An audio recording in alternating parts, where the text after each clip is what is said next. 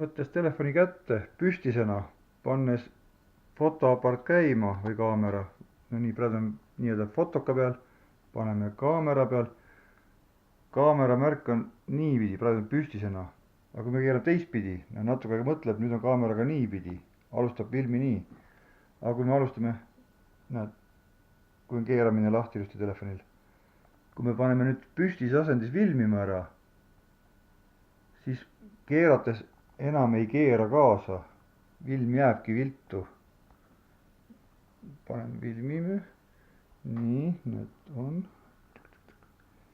keerame vahepeal telefoni püsti, filmime edasi, telefoni pealt on kõik lihtne. Nüüd võtame seda sama asja, kui me vaatame, paneme käima. Siis keerates enam ei keera kaasa, film jääbki viltu. Paneme filmime.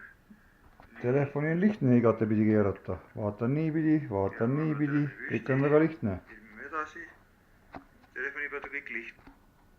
Nii. Siis keerates enam ei keera kaasa, film jääbki viltu. Paneme filmime, nii, nüüd on. Keerame vahepeal telefoni püsti, filmime edasi, telefoni pealt on kõik lihtne. Nii, ja samamoodi teeme pilti, näed. Tahame küünlast pilti teha, teeme ilusti pildi. Või keerame niipidi, teeme pildi. Ja nüüd kui siit vaatame, telefoniga on lihtne, keerad niipidi või keerad niipidi. Pilt on ilus püsti, paned niipidi, keerad poole ekraani. Nüüd vaatame, mis asi see pilt on arvutist.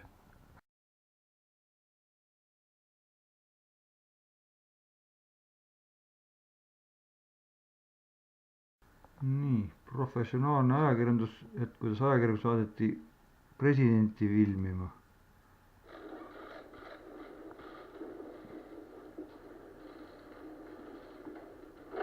No, 1/3 on lausa ju ekraani all nüüd.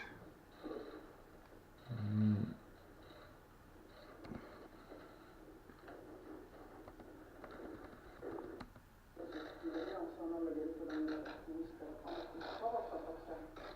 Ma pean siis tervet arvutit keerama, et vaadata, kuidas presidenti siin intervjueeriti, eks.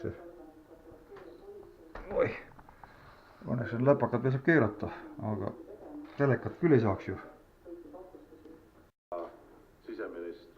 No natuke aega hiljem taipasid, et asi pekkis, keerati telefon tagasi püsti.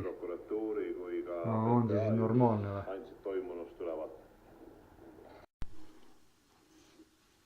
Ja kui paned telefoni ikka normaalasendisse, siis võib ka telekast siukseid asju vaadata.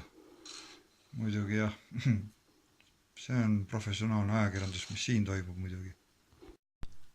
Noh, ja arvutist pilte vaadata, kas selliseid või selliseid. No kas selliseid või selliseid.